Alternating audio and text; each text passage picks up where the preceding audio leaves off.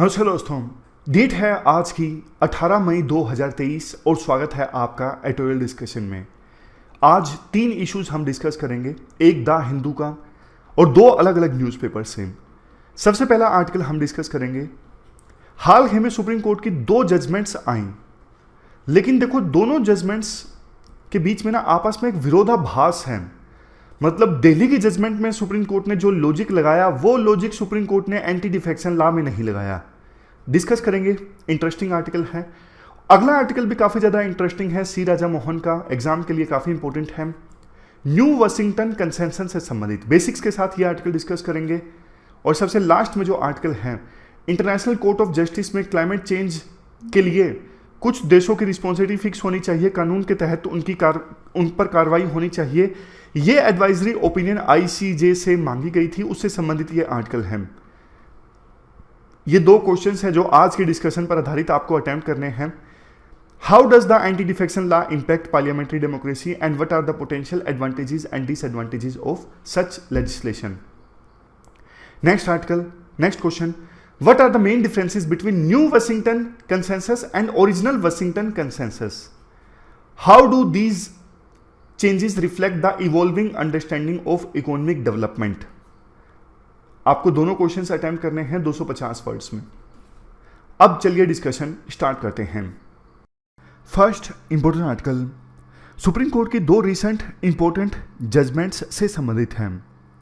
आप GS paper second के इस टॉपिक से आर्टिकल को रिलेट कर सकते हो। M.R. माधवन के द्वारा यह आर्टिकल लिखा गया है। 2 जजमेंट्स कौन सी? देखो, पहली जजमेंट दिल्ली सरकार से संबंधित। दिल्ली में सिविल सर्विसेज को कौन कंट्रोल करेगा? क्या दिल्ली में सिविल सर्विसेज को दिल्ली की राज्य सरकार के द्वारा यानी स्टेट गवर्नमेंट के द्वारा कंट्रोल किया जाएगा, या फिर दिल्ली चूंकि यूनियन टेरिटरी है तो यहां पे सिविल सर्विसेज को यूनियन गवर्नमेंट के द्वारा कंट्रोल किया जाएगा? इस बात पर फैसला लिया सुप्रीम कोर्ट ने। सुप्रीम कोर्ट ने यह बोला कि पार्लियामेंट्री डेमोक्रेसी में ऐसा होता है, ट्रिपल चेन का कंसेप्ट होता है। फर्स्ट चेन जनता प्रतिनिधियों को चुनती है, उससे बनता है लेजिस्लेचर। आप ध्यान से सुनिएगा, जनता जो है लेजिस्लेचर को चुनती है यानी रिप्रेजेंटेटिव्स को चुनती है। फिर उसके बाद जो लेजिस्लेचर हैं वो चुनते हैं किसको? वो चुनते हैं सरकार को। जैसे लोकसभा के इलेक्शंस हुए, 545 एमपीज चुन के आए। इन 545 एमपीज ने सरकार इलेक्ट की, बीजेपी की सरकार बनी, मोदी प्रधानमंत्री बने। तो दूसरे नंबर पे क्या है? लेजिस्लेचर चुनता है एग्जीक्यूटिव यानी सरकार। और तीसरी चेन ऑफ कमांड है, जो ब्यूरोक्रेट्स होते हैं वो एग्जीक्यूटिव के प्रति अकाउंटेबल होते हैं, यानी कि एग्जीक्यूटिव के प्रति अकाउंटेबल होते हैं ब्यूरोक्रेट्स। अब यहां पे देखो, ब्यूरोक्रेट्स की अकाउंटेबिलिटी एग्जीक्यूटिव यानी सरकार के प्रति, सरकार की अकाउंटेबिलिटी लेजिस्लेचर के प्रति, लेजिस्लेचर की अकाउंटेबिलिटी पीपल के प्रति यानी लोगों के प्रति जिन्होंने उनको चुना है। इस प्रकार से ये अकाउंटेबिलिटी की जो चेन है वो चलती रहती है। मैं एक बार फिर से 10 सेकंड में रिपीट कर देता हूं। ब्यूरोक्रेट्स की जवाबदेही होती है एग्जीक्यूटिव के प्रति, मतलब ब्यूरोक्रेट्स मंत्रियों के प्रति अकाउंटेबल होते हैं, मंत्री उन्हें आदेश देते हैं। फिर जो ये सरकार होती है ये जवाब देती है पार्लियामेंट में, लोकसभा में या फिर असेंबली में, जो उनसे क्वेश्चन पूछे जाते हैं मंत्रियों को जवाब देना पड़ता है वहां पर। फिर जो ये विधायक वगैरह या फिर एमपी वगैरह होते हैं, इनसे क्वेश्चन पूछे जाते हैं जनता के द्वारा कि हमने आपको चुना था, आपने हमारे लिए क्या किया। इस प्रकार से ये अकाउंटेबिलिटी की जो चेन है वो चलती रहती है। बट दिल्ली के केस में क्या था? अगर सिविल सर्विसेज को कंट्रोल किया जाता है यूनियन कैबिनेट के द्वारा, यूनियन गवर्नमेंट के द्वारा, तो ये चेन टूट जाती है। सुप्रीम कोर्ट ने कहा कि ये चेन टूट जाती है। दिल्ली की जनता ने दिल्ली के रिप्रेजेंटेटिव्स को चुना है, उन्होंने सरकार बनाई है, इसलिए उन्हीं के प्रति जवाबदेही होनी चाहिए ब्यूरोक्रेट्स की। ब्यूरोक्रेट्स अगर यूनियन गवर्नमेंट के प्रति अकाउंटेबल होते हैं तो ये चेन टूट जाएगी। इसीलिए सुप्रीम कोर्ट ने ब्यूरोक्रेट्स का जो कंट्रोल है वो दिल्ली की सरकार को दे दिया। समझ गए पूरी कहानी आप? लेकिन देखो, अब इंटरेस्टिंग केस सामने आता है। इंटरेस्टिंग केस ये है, दिल्ली के केस में सुप्रीम कोर्ट ने ये सारी बातें बोली, बट महाराष्ट्र के केस में ना दिल्ली जजमेंट को इंप्लीमेंट नहीं किया सुप्रीम कोर्ट ने। समझ गए? फिर से पॉइंट बोलता हूं। पॉइंट क्या है? पॉइंट ये है, दिल्ली की जजमेंट में सुप्रीम कोर्ट ने अपनी जजमेंट में जो आर्गुमेंट्स दिए ना, जो लॉजिक दिया, वो लॉजिक सुप्रीम कोर्ट ने ना महाराष्ट्र की जजमेंट में इंप्लीमेंट नहीं किया खुद से ही। यानी दोनों जजमेंट्स में कॉन्ट्राडिक्शन आ जाता है। कैसे आ जाता है वो मैं आपको बताता हूं। महाराष्ट्र का केस कल भी मैंने आपको बताया था। 3 पॉलिटिकल पार्टीज की सरकार चल रही थी, शिवसेना, एनसीपी, कांग्रेस। शिवसेना 2 पार्ट्स में डिवाइड हो गई। एक तरफ उद्धव ठाकरे का ग्रुप, दूसरी तरफ एकनाथ शिंदे का ग्रुप। 2 ग्रुप्स में डिवाइड हो गई शिवसेना, और दोनों ही बोलने लगे कि असली शिवसेना हम हैं। दोनों ने ही अपना अपना व्हीप अपॉइंट किया। मतलब शिवसेना की ग्रुप का तो पहले से ही अपॉइंट था। एकनाथ शिंदे ग्रुप ने भी अपना व्हीप अपॉइंट कर दिया, और दोनों व्हीप ने बोला कि ना आप दूसरे ग्रुप के एमएलए को डिस्क्वालीफाई कर दीजिए क्योंकि असली शिवसेना हम हैं। अब ऐसे केस में सुप्रीम कोर्ट ने यह बोला, जब देखो स्पीकर यह डिसाइड करे ना कि असली पॉलिटिकल पार्टी कौन है, जब पॉलिटिकल पार्टी 2 ग्रुप्स में डिवाइड हो जाए, और उस केस में जब स्पीकर को डिसाइड करना है कि असली पॉलिटिकल पार्टी कौन सी है, तो फिर उस समय स्पीकर सिर्फ लेजिस्लेचर में नंबर ना देखे, मतलब एमएलए कितने हैं, एमपी कितने हैं, सिर्फ वो ना देखें। यह बात सच है कि लेजिस्लेचर के अंदर सभी एमपीज और एमएलए आ जाते हैं, बट स्पीकर यह भी देखे कि पॉलिटिकल पार्टी का लीडर कौन है, पॉलिटिकल पार्टी का संविधान क्या है। इन सब चीजों को भी स्पीकर कंसीडर करें। सुप्रीम कोर्ट ने यह भी बोला कि देखो पॉलिटिकल पार्टी का मतलब सिर्फ लेजिस्लेचर पार्टी नहीं होता है। लेजिस्लेचर के बाहर पॉलिटिकल पार्टी का क्या स्ट्रक्चर है, वो किसके पास में है, ये सब चीजें भी मैटर करती हैं। तो यहीं पर सुप्रीम कोर्ट ने कॉन्ट्राडिक्शन कर दिया, एक प्रकार से गलती कर दी, दिल्ली जजमेंट के खिलाफ जाके काम किया। अब देखो सुप्रीम कोर्ट की जजमेंट के हिसाब से पॉलिटिकल पार्टी का जो लीडर बोलेगा, एमपी एमएलए को वहां पे वोट देना होगा। इसका मतलब तो वो हुआ ना कि एमपी एमएलए जो हैं वो पॉलिटिकल पार्टी के प्रति अकाउंटेबल हैं, ना कि जनता के प्रति। जबकि दिल्ली जजमेंट में सुप्रीम कोर्ट ने क्या कहा था कि जो एमपी एमएलए हैं वो जनता के प्रति अकाउंटेबल हैं। लेकिन महाराष्ट्र जजमेंट केस में सुप्रीम कोर्ट ने यह बोल दिया कि एमपी एमएलए जो हैं वो पॉलिटिकल पार्टी के प्रति अकाउंटेबल हैं, क्योंकि वो पॉलिटिकल पार्टी के चुनाव चिन्ह पर चुन के आए हैं, इसलिए उनकी जवाबदेही पॉलिटिकल पार्टी के प्रति होनी चाहिए। यहां पे कॉन्ट्राडिक्शन आ गया। वहां पे सुप्रीम कोर्ट ने बोला एमपी एमएलए जनता के प्रति अकाउंटेबल, यहां पे बोला एमपी एमएलए पॉलिटिकल पार्टी के प्रति अकाउंटेबल। अब देखो राइटर ना 2-3 बातें बोलते हैं। पहली चीज, सुप्रीम कोर्ट को यह बोलना ही था क्योंकि सुप्रीम कोर्ट के हाथ बंधे हुए हैं एंटी डिफेक्शन लॉ के कारण। यह सारी चीजें बोली हुई है एंटी डिफेक्शन लॉ में। लेकिन जो एंटी डिफेक्शन लॉ है ना कि कोई भी एमपी एमएलए अगर अपनी पार्टी के विरुद्ध जाता है तो उसकी सदस्यता चली जाएगी, इसमें ना एक कमी है, बहुत बड़ी कमी है जो पार्लियामेंट्री डेमोक्रेसी के अगेंस्ट है। कमी यह है कि मान लीजिए कोई एमपी या एमएलए किसी पॉलिटिकल पार्टी के टिकट पर चुना जाता है, पूरे 5 साल तो उसके हाथ बंधे रहेंगे ना। मान लीजिए किसी इश्यू पर उसकी राय पॉलिटिकल पार्टी की राय से अलग है, वो अपनी राय व्यक्त भी नहीं कर सकेगा हाउस में। क्यों? क्योंकि उसको लगेगा अगर मैंने अपनी पॉलिटिकल पार्टी के खिलाफ जाके काम किया, अगर स्टेटमेंट दी अपनी पॉलिटिकल पार्टी से अलग, तो मेरी मेंबरशिप रद्द हो जाएगी। तो फिर वो जनता की आवाज को कैसे उठाएगा एमपी या एमएलए? क्योंकि हर बार तो वो वही स्टैंड लेगा जो पॉलिटिकल पार्टी का स्टैंड है। और ज्यादातर पॉलिटिकल पार्टीज को आपको भी पता है एक सिंगल 1 या 2% कंट्रोल करते हैं। जैसे बीजेपी को कंट्रोल कर रहे हैं, प्रैक्टिकल अगर बात करें तो मोदी और अमित शाह। कांग्रेस को कंट्रोल कर रहे हैं राहुल गांधी और उनकी मदर सोनिया गांधी। आम आदमी पार्टी को अरविंद केजरीवाल, और बिहार में देख लीजिए नीतीश कुमार अपनी पार्टी को कंट्रोल कर रहे हैं।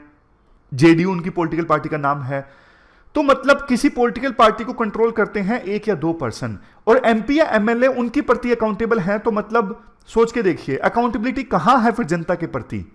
अकाउंटेबिलिटी हो गई तो अपने अपने लीडर के प्रति।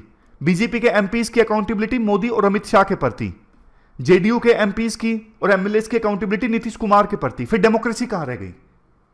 समझ गए बात? मतलब एंटी डिफेक्शन लॉ जो है वो पार्लियामेंट्री डेमोक्रेसी के अगेंस्ट है, जबकि पार्लियामेंट्री डेमोक्रेसी में यह होना चाहिए कि एमपी या एमएलए जनता की आवाज को उठाएं, ना कि अपनी पॉलिटिकल पार्टी के प्रति पूरी तरह से मतलब सिर्फ उन्हीं की बात माने हमेशा।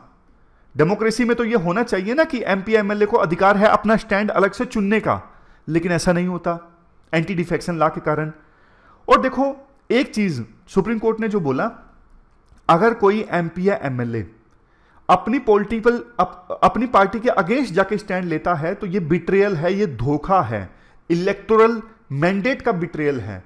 क्योंकि जिस पार्टी के चुनाव चिन्ह पर आप चुन के आए उसके खिलाफ जाके आपने वोट दिया, तो धोखा है उस पॉलिटिकल पार्टी के साथ में, इलेक्टोरल मैंडेट के साथ में।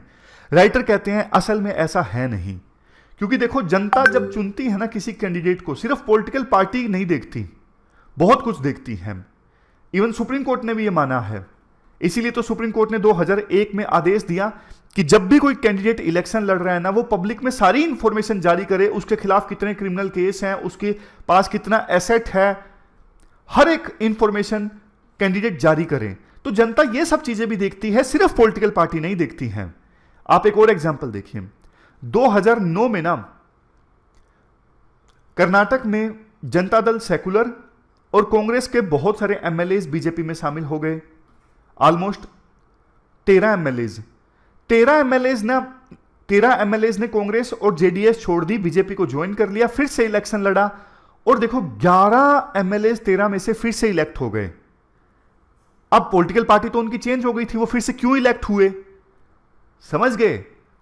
तो यही राइटर बोलना चाहते हैं कि सिर्फ पॉलिटिकल पार्टी नहीं देखती, जनता बहुत कुछ देखती है। इसलिए अगर एमपी या एमएलए अपनी पॉलिटिकल पार्टी जिनके टिकट पर वो चुने गए हैं उनके खिलाफ जाके स्टैंड लेते हैं तो उनकी सदस्यता रद्द नहीं होनी चाहिए। एंटी डिफेक्शन लॉ में बदलाव की आवश्यकता है समय के अनुसार। यह पूरी बात बोली जाती है राइटर के द्वारा इस आर्टिकल में। अब चलते हैं आगे।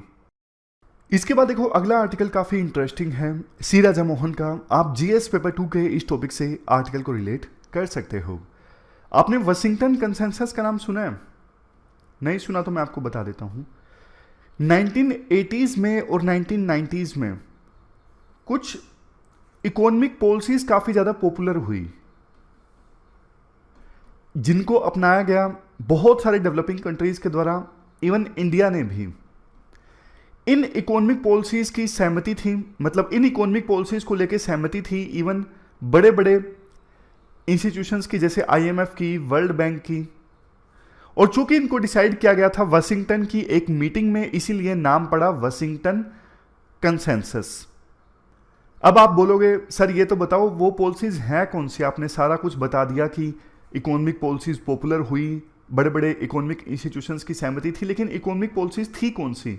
देखो ये सारी चीजें कि सब कुछ मार्केट पे छोड़ दो, मार्केट जो डिसाइड करेगी सब अच्छा डिसाइड करेगी। प्राइवेटाइजेशन, लिबरलाइजेशन, ग्लोबलाइजेशन, ऐसे रिफॉर्म्स इंडिया में भी आए थे बैलेंस ऑफ पेमेंट क्राइसिस के बाद। प्राइवेटाइजेशन मतलब गवर्नमेंट का कोई काम नहीं है बिजनेस में, सब कुछ प्राइवेटाइज कर दो। लिबरलाइजेशन मतलब ट्रेड को आने दो, एफडीआई वगैरह आने दो, रोको मत। और सबसे लास्ट में ग्लोबलाइजेशन। ग्लोबलाइजेशन मतलब फ्री ट्रेड, विभिन्न देशों के बीच में फ्री ट्रेड होना चाहिए। तो ये मैंने आपको 3-4 एग्जाम्पल्स बताए। ये थे एग्जाम्पल्स किसके? वाशिंगटन कंसेंसस के। अब कई सालों तक ये पॉलिसीज चली आ रही हैं। यूएसए और यूएसए के एलाय कंट्रीज ने इन्हीं पॉलिसीज पे फोकस किया है कि आप यही पॉलिसीज अपनाओ। यूएसए और यूएसए के एलाय कंट्रीज एंकरेज करते हैं, विभिन्न डेवलपिंग कंट्रीज को बोलते हैं कि आप यही पॉलिसीज अपनाओ, अपनी इकोनॉमी को ठीक करो। इवन आईएमएफ भी जब लोन देता है तो बोलता है कि लोन हम तब देंगे आपको जब आप ये सारी पॉलिसीज अपनाओगे। एक और एग्जांपल आपको देता हूं, फिस्कल डेफिसिट कम से कम होना चाहिए। यह भी वाशिंगटन कंसेंसस का पार्ट है। अब ये पूरा बैकग्राउंड बताने के बाद में न्यूज ये है कि यूएसए का ना अब दिल भर गया है इन पॉलिसीज से। यूएसए अब न्यू वाशिंगटन कंसेंसस चाहता है। मतलब यूएसए को यह लगता है ये पॉलिसीज पहले तो उसके इंटरेस्ट में थी, लेकिन अब इन पॉलिसीज से यूएसए को फायदा नहीं हो रहा है, इसलिए यूएसए चाहता है न्यू वाशिंगटन कंसेंसस। अब सबसे बड़ा क्वेश्चन ये उठता है कि यूएसए का दिल क्यों भर गया पुरानी वाशिंगटन कंसेंसस से, यानी पुरानी इकोनॉमिक पॉलिसी से जिनको यूएसए हमेशा सपोर्ट करता था। अब इसके देखो बहुत सारे रीजंस हैं। यूएसए के नेशनल सिक्योरिटी एडवाइजर हैं सुलिवन, उन्होंने अपने एक स्पीच में बताया कि क्यों पुरानी वाशिंगटन कंसेंसस की पॉलिसी से उनका जी भर गया। सबसे पहली चीज, ये बात वाशिंगटन कंसेंसस में जो मैंने आपको बताया, सब कुछ मार्केट पे छोड़ दो, मार्केट जो डिसाइड करेगी वो अच्छे से डिसाइड करेगी। तो सुलिवन अपनी स्पीच में बोलते हैं, देखो मार्केट एफिशिएंसी के नाम पे जो एंटायर सप्लाई चेन है स्ट्रेटेजिक गुड्स की, वो दूसरे देश में चली गई, फॉर एग्जांपल चाइना में। मतलब समझ गए, यूएसए की सरकार ने सब कुछ छोड़ दिया मार्केट पे कि मार्केट को डिसाइड करने दो, लेकिन जो स्ट्रेटेजिक गुड्स थे फॉर एग्जांपल चिप्स वगैरह, वो भी चाइना में जाके मैन्युफैक्चर होने लगे। तो यूएसए को समझ में आया यार ये मार्केट पे छोड़ दिया हमने सब कुछ, और जबकि जो इंपॉर्टेंट एलिमेंट्स जो सिक्योरिटी के लिए इंपॉर्टेंट है, जो हम चाहते थे वो हमारे देश में प्रोड्यूस हो, ये तो चाइना में जाके मैन्युफैक्चर होने लगे। तो पहला पॉइंट, सब कुछ मार्केट पे नहीं छोड़ सकते, समझ गए। अब बात करते हैं दूसरे पॉइंट पे। वाशिंगटन कंसेंसस का ये मानना था, पुराने वाशिंगटन कंसेंसस का, ग्रोथ कहीं से भी आए वो अच्छी है, लेकिन अब नई विजडम ये है, नई सोच ये है कि देखो कुछ एरियाज को प्रायोरिटाइज करना जरूरी है, वहां पे ग्रोथ का आना जरूरी है। जैसे अभी यूएसए की ज्यादातर जो ग्रोथ है ना वो फाइनेंस से है, फाइनेंस पे यूएसए ने ज्यादा फोकस किया, लेकिन सेमीकंडक्टर, इंफ्रास्ट्रक्चर, इन पे यूएसए ने फोकस नहीं किया, इससे यूएसए को नुकसान हुआ। तो ये पॉइंट कि ग्रोथ कहीं से भी आए अच्छा है, ग्रोथ है, इस पे थोड़ा रिफॉर्म की आवश्यकता है कि कुछ एरियाज को प्रायोरिटाइज करने की आवश्यकता है। तीसरा पॉइंट, अगर विभिन्न देशों का आपस में इकोनॉमिक इंटीग्रेशन होता है तो फिर वर्ल्ड में पीस रहेगी, स्टेबिलिटी रहेगी। वो फेमस कहावत है ना, अगर जैसे जो मैकडोनल्ड की चेन है, दो देश जहां पे मैकडोनल्ड की चेन है, वो देश आपस में युद्ध नहीं करना चाहेंगे क्योंकि लोग बर्गर की लाइन में लगना ज्यादा पसंद करेंगे एज कंपेरिजन टू युद्ध में शामिल होने के। पॉइंट ये है कि दो देश आपस में अगर इकोनॉमिकली इंटीग्रेट है ना, एक दूसरे से उनका ट्रेड बहुत ज्यादा होता है, तो वो आपस में युद्ध लड़ना पसंद नहीं करेंगे, ट्रेड को ज्यादा तवज्जो देंगे। सुलिवन ने अपनी स्पीच में कहा कि यह पॉइंट भी गलत साबित हुआ। चाइना के साथ यूएसए का ट्रेड बहुत ज्यादा है, फिर भी चाइना एग्रेसिव रहा, फिर भी चाइना ताइवान के लिए खतरा है, फिर भी चाइना ईस्ट चाइना सी में एग्रेसिवनेस शो कर रहा है। चाइना को हमने डब्ल्यूटीओ में शामिल किया, चाइना को हमने वर्ल्ड इकोनॉमिक ऑर्डर में इंटीग्रेट किया, लेकिन फिर भी चाइना सुधरा नहीं। मतलब इंटीग्रेशन से, इकोनॉमिकली इंटीग्रेशन से वो देश सुधर जाएगा, पीस आ जाएगी, ऐसा मुमकिन नहीं हुआ। इसके अलावा दो और चीजें जो सुलिवन ने अपने स्पीच में कही, दो अलग चैलेंजेस जिस पे यूएसए को ध्यान देने की आवश्यकता है। एक तो just and efficient transition to green economic growth, यानी इकोनॉमिक ग्रोथ जो है वो ग्रीन होनी चाहिए, ऐसा नहीं कि इकोनॉमिक ग्रोथ की वजह से इन्वायरमेंट को नुकसान पहुंचे। और दूसरा, अमेरिका की सोसाइटी में जो इनइक्वालिटीज बढ़ रही है ना, वो कम होनी चाहिए। ऐसा नहीं हुआ तो फिर आने वाले समय में यूएसए का समाज जो है बहुत ज़्यादा पोलराइज हो जाएगा, आगे जाके यूएसए की जो इकोनॉमिक ग्रोथ है वो खतरे में आ सकती है। मतलब इनइक्वालिटीज जो है इनकम में वो कम होनी चाहिए। अब इसके बाद ना सॉल्यूशन भी देते हैं सुलिवन, 5 फोल्ड पॉलिसी फ्रेमवर्क। पहला, सब कुछ मार्केट पे छोड़ दो, ये चीज सही नहीं है, इंडस्ट्रियल पॉलिसी लेके आओ। इंडस्ट्रियल पॉलिसी बताएगी कहां पे किन चीजों पे ज्यादा फोकस करने की आवश्यकता है, सब कुछ मार्केट पे मत छोड़ो। फिर इसके बाद नेक्स्ट, स्टेट को इन्वेस्टमेंट करनी चाहिए उन चीजों में जहां पे जो नेशनल सिक्योरिटी के लिए, जो देश की ग्रोथ के लिए जरूरी है। फॉर एग्जांपल सेमीकंडक्टर्स, सेमीकंडक्टर की प्रोडक्शन देश की सिक्योरिटी के लिए, देश की ग्रोथ के लिए बहुत ज्यादा जरूरी है, तो इन चीजों में स्टेट को इन्वेस्टमेंट करनी चाहिए। नेक्स्ट चीज, देखो यूएसए जो है ऑटोर्की नहीं चाहता। ऑटोर्की मतलब यूएसए ऐसा नहीं कि अपने आप में सेल्फ सफिशिएंट होना चाहता है, जिस भी चीज की यूएसए को आवश्यकता है वो यूएसए के पास है, ऐसा यूएसए का लक्ष्य नहीं है। बल्कि यूएसए अपने मित्र देशों के साथ मिलके, अपने पार्टनर्स इंक्लूडिंग इंडिया के साथ मिलके एफर्ट लगाना चाहता है कि सब मिलके वो इंडस्ट्रियल स्ट्रेटेजी बनाएं, बजाय इसके कि जो दुश्मन देश हैं हालांकि उन्होंने ये बात बोली नहीं, लेकिन इनडायरेक्टली उनका बोलने का मतलब यही था कि वो दुश्मन देशों के ऊपर डिपेंडेंट ना रहे, लेकिन यूएसए अपने दोस्तों को पीछे नहीं छोड़ेगा। ऐसी बात सुलिवन ने बोली अपनी स्पीच में।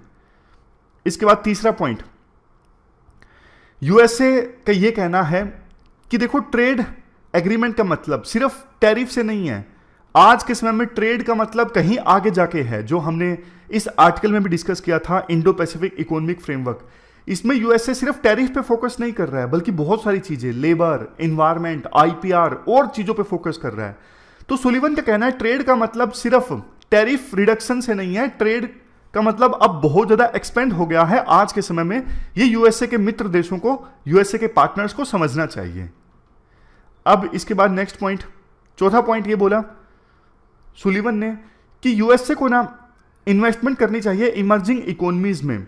अब चाइना ना अपने पैसों की सहायता से बहुत सारे देशों को अपने ग्रुप में शामिल करता जा रहा है।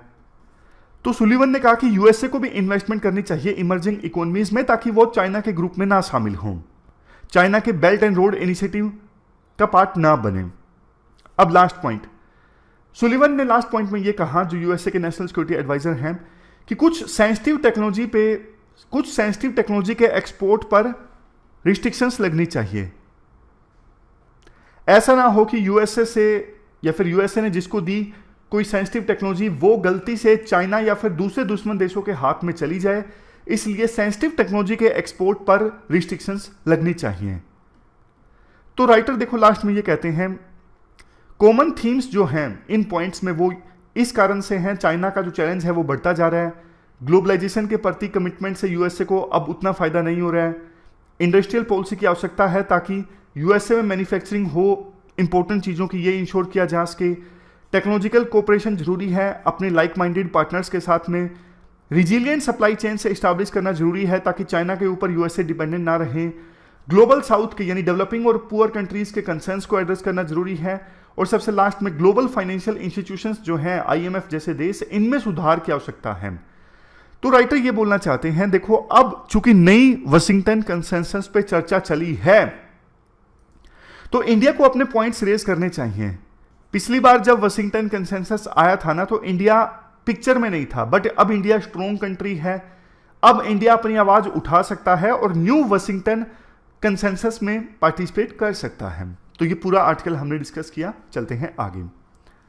अब अगला जो आर्टिकल है वो देखो क्लाइमेट एफर्ट्स से संबंधित है। आप जीएस पेपर 3 के इस टॉपिक से आर्टिकल को रिलेट कर सकते हो।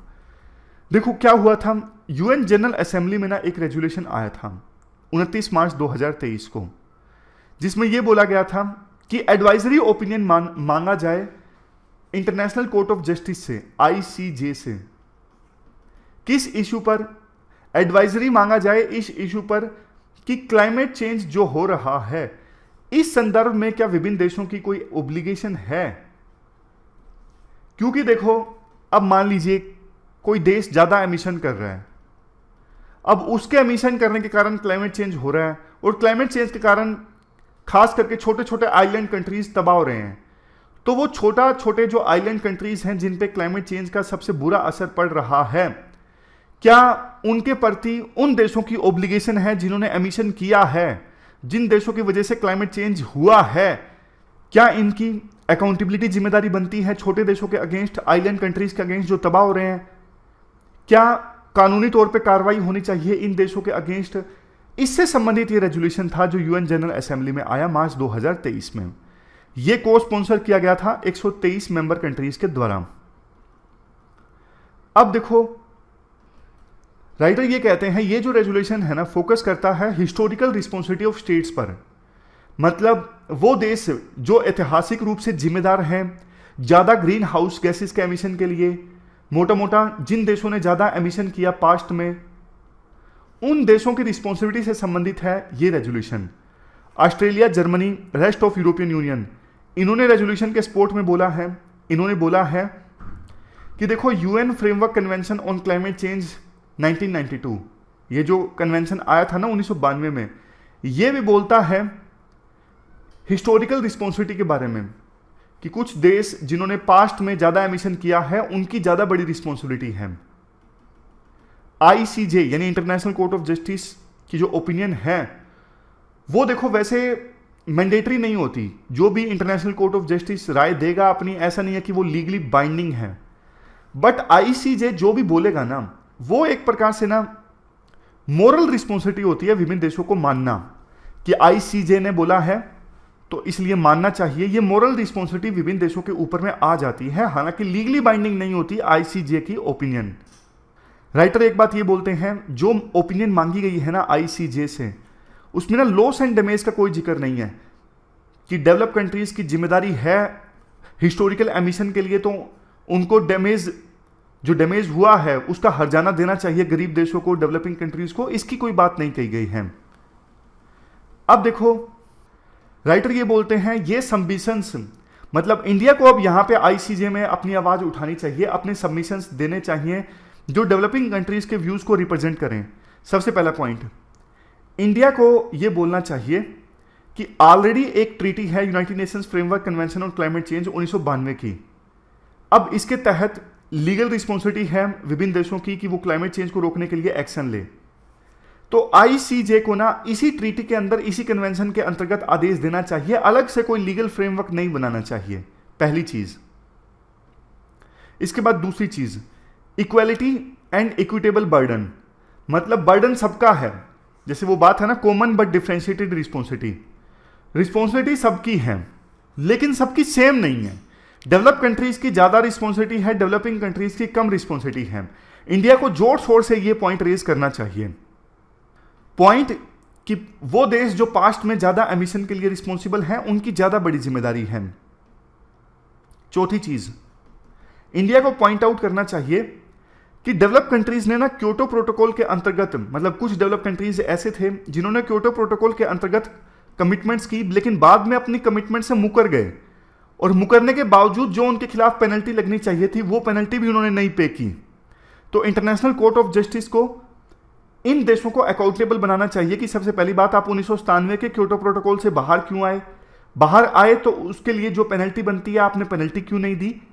ये चीज इंडिया को सबमिट करनी चाहिए इंटरनेशनल कोर्ट ऑफ जस्टिस में, और इंटरनेशनल कोर्ट ऑफ जस्टिस को इस बात पे फैसला लेना चाहिए। तो ये पूरा आर्टिकल हमने डिस्कस किया, ये थी हमारी आज की डिस्कशन। आज हमने 3 इश्यूज को डिटेल से डिस्कस किया। Thank you very much for discussion.